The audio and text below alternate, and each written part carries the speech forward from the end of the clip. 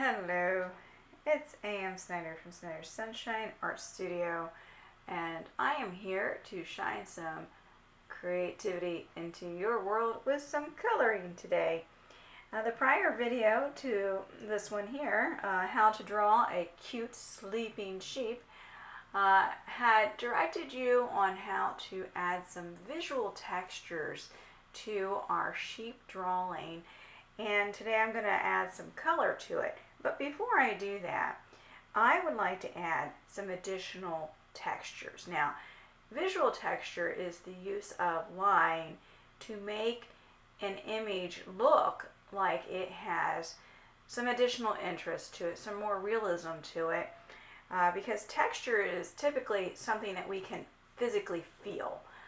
And normally we have felt many different textures in our world, and then we can look at those textures without touching them and visually see what that texture would be or what it would feel like. So with visual texture, when we're drawing, most of the time artists will use a variety of line, repeat the line to show the texture of that item in the drawing. Now, there are other ways to show visual texture as well, if one is painting or using oil pastels and so on. But because this is a drawing, the use of line helps us with that. So in the last video, I probably mentioned that using these swirly, broken, wavy lines not touching each other will resemble the bark of a tree, which is typically known to be rough overall. Not all trees. I just want to make sure that you understand that Snyder understands that all trees are rough. And then we have the sheep, and we use the curvy line or the bumpy line, and the swirly line would work too. Now, I do have a resource coming out with a sheep artwork that, as an art teacher, if you're interested, you can find that at my Teachers Pay Teachers website, and that uses the swirly curly line in our sheep. I believe there should be two there, by the way, two different artworks that your students can produce with the sheep theme. So check that out. If you're a student and you didn't look at the first video here, you might want to check that out as well. Or you may even check out my Teachers Pay Teachers website, because I do have a few how to draw handouts that you can purchase, and it's just like how to draw books. They're just handouts. All right, well, let's get into adding to this, as I mentioned. Now, I used a wide Sharpie when I drew this, so I'm going to grab a narrow Sharpie now, and this is a photocopy of the original drawing. I like to take and have copies and manipulate them. I don't like to use the original one all the time. So here we go. With the grass, here, this little zigzag line, and I have some that looks like ground. I'm just going to add a few extras of the zigzag with the ground, and that will give the indication of the grasses, especially since the sheep is not in an area where the ground would be probably mowed. It is like a farm field where I believe the mowers are probably goats and sheep and just natural ways of doing things. So all I'm doing is adding a few zigzags here and there to make it look more grassy. I could add a few more of these broken wavy lines to make it look like soil or dirt between the patches of grass as well. Now, I don't want to go too far back, because when we talk about space and distance, typically things that are further away, are harder to see the details. So in making artwork, we tend to limit the details in the top part of our artwork, which is considered the background. It's further away. Prospectively, we're looking back in the distance. We're not going to see every little detail. Our eyes don't allow us to do that. But as we come closer to the foreground, which is at the bottom of the paper, we get to see more of the details, and that's where we can add these more visual texture types of things. So I'm just going to add a few more in here. And then I was thinking of this shrubbery right here and adding a few more of these somewhat bumpy, wavy, loose kind of lines, just to add a few more to make it look a little more bushy. All right. Yeah, let's add a few little dots in here. There we go. Maybe a little indication of nose holes. And then I was thinking of adding a few straight lines to show that the sheep has a little bit of fur on its face. So going back to the different lines that help us make our artwork look a little more realistic with the textures. So these are straight lines, short ones, that are not overlapping, and they're kind of following each other, just to indicate that the sheep has short hairs on it.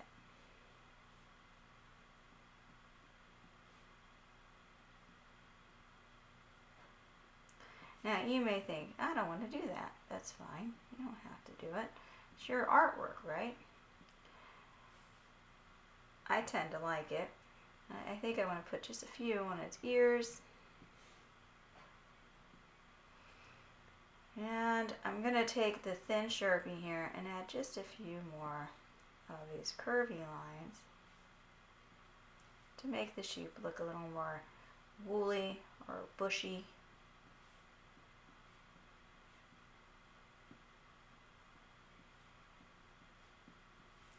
Now, if you are following along with me, I'd greatly appreciate it if you would subscribe.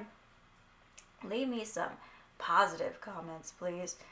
It will boost me, and I would be more happy to continue to provide some further content here from my own imaginings and wonderments, as well as just my joy of drawing overall and coming up with art lessons.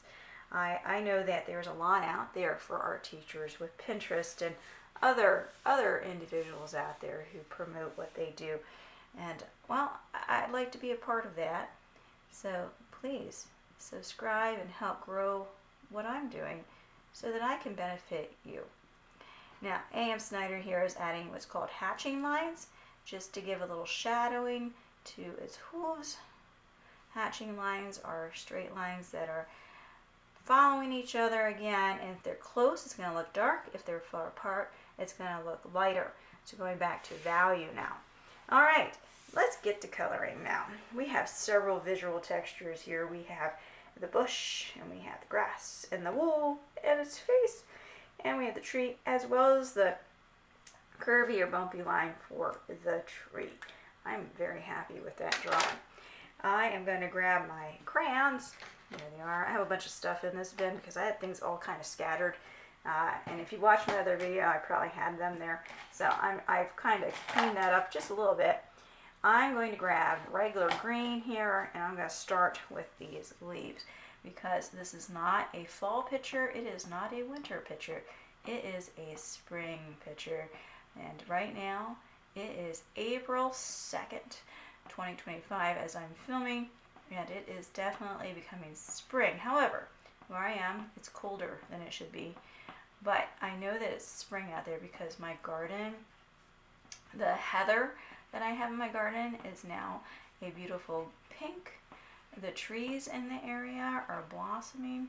We have the magnolia trees with the pink, and we have whatever that white tree is that blooms and it smells like seafood.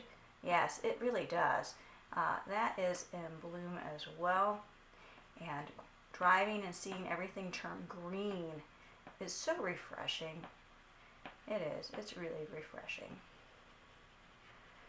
So our tree is going to be green.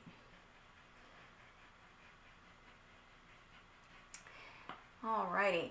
Now I'm going to carry this green through to keep it balanced and just repeat it because we have other areas that need to be green too. So we have to vary the green. I'm going to use it here. And I'm going to add some pressure to my green to show some value, right? So I make it a little darker where this bush is behind the slight upgrade of the ground here.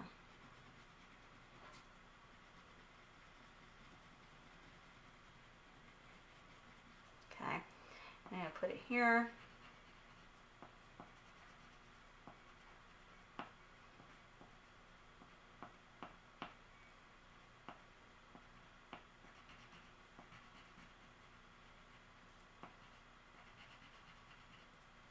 And in this bush over here. I'm going to make the back layer darker and then the front layer lighter.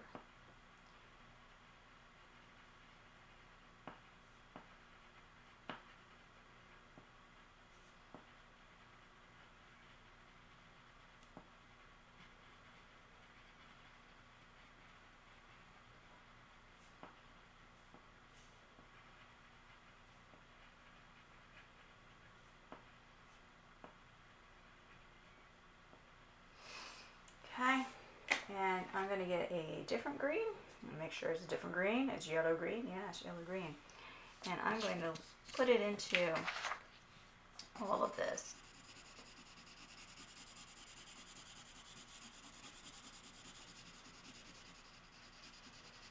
Sometimes it looks like the color I think it is, and then when I use it, it's slightly different, so I like to double check what the wrapper says. I have, and if you watched my prior videos, you know I've probably mentioned this, I have several different brands of crayons, and I am using Crayola and Prang together here. From A.M. Snyder's viewpoint here, Prang and Crayola have been the best.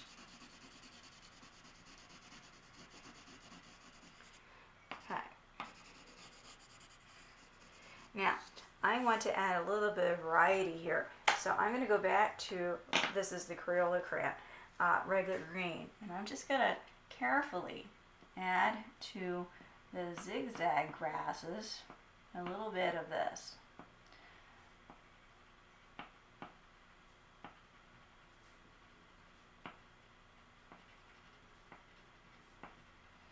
Now I have, as I'm coloring here, in the works some additional videos, and I am pretty sure that you would want to see those as well, since springtime is coming and many people like to use baskets at this time of year. Baskets, I wonder why. Yes, there's this whole egg and basket time of year, and A.M. Snyder had grown up with the whole paint eggs, get a basket. Yet I know that Easter has a deeper meaning. And I hope that you know the deeper meaning of Easter as well. But drawing baskets and eggs were fun too. So we will do that. And you have to stay tuned for those videos.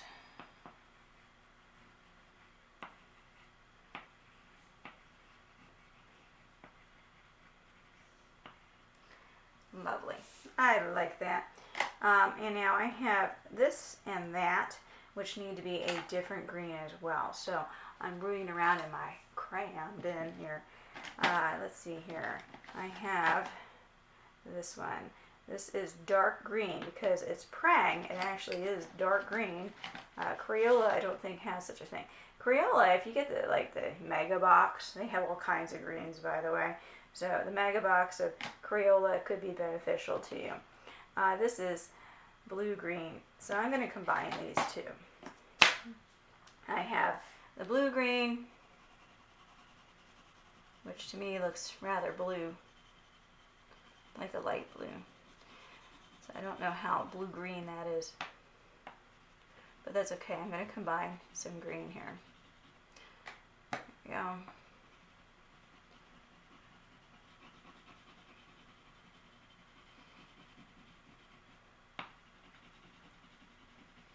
And then I'm going to go back to the regular green.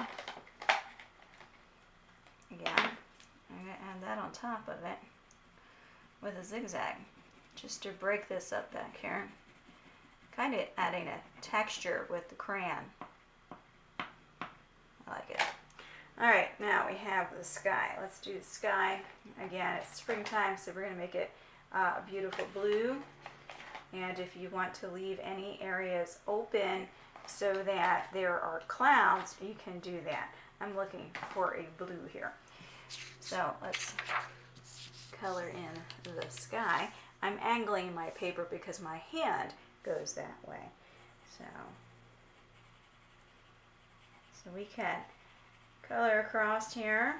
If you watched my chick video, how to color it, when I drew it and then I colored it, I talked about the direction of the coloring process and my thought process in essence.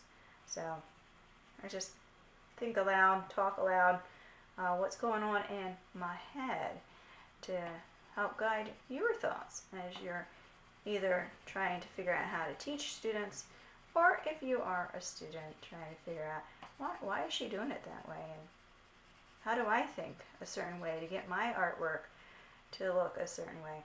So I have left these white spaces to indicate clouds. Now I'm going to look at that and think, do I like it or not? So I think I do. I'm going to leave it be. Alright, so now I need a brown color because it makes sense for the tree to be brown in my picture. And I'm going to color a little darker behind the sheep, like it's shadowing the tree trunk here. So I'll press a little harder. And then as I go up and over here where it's not covered, I might be a little lighter. Yeah. And then a little darker behind its head. And then underneath the leaves it's going to be a little darker. And then lighter.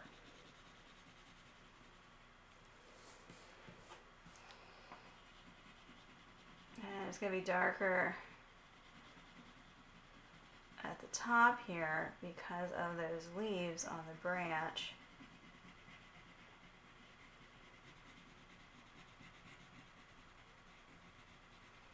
And a little lighter. I'm also going to get orange. And I'm going to add a bit of orange to it to lighten it up here and there. It also blends it out.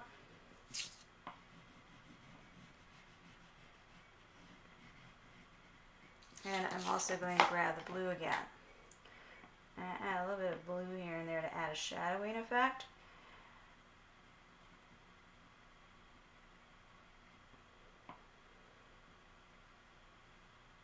Be careful with too much blue, or your tree will look blue.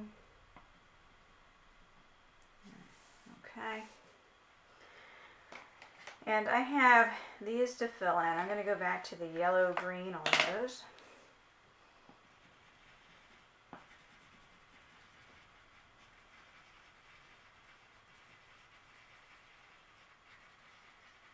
And taking the green and adding a layer of the green on it just to blend it with the others, but keeping it light so they're different. Now I have these flowers. I would like to make the flowers pink because I always like the idea of the pink and green. They're complement colors, they contrast. Pink is actually like red, red and green are complementary colors.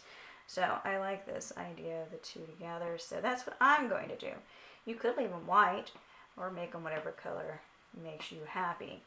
I know there are a few of these star-like flowers. They're really small that I enjoy. I forget what they're called, but they're blue. And I think blue flowers are rather rare to find, which that's why I like them, I think. Blue flowers. My yellow's a bit broken here. Let me fix that. There we go. There's a little bit here that's yellow. Alright. I'm going to get my pink back.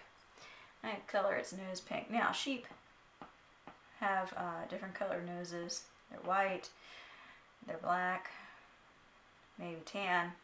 You color your sheep's nose whatever color you want. because this is not a totally realistic sheep, now is it? I'm going to take some black now, and I'm going to shade a little bit with my black to help color in the sheep. Now I know with my students currently, I'm doing a sheep project, and I'm thinking of Minecraft. And Minecraft is a game where the sheep are, killed off and you get their wool, and their wool can be dyed different colors to make banners and stuff. So I like this idea of colorful wool. So if you want to make your wool of your sheep a different color, please do. I'm just going to add a little bit of black here and there where I think it should be shadowed, and trying to keep my sheep still white. However, if you do your research, sheep can be different colors. Just keep that in mind.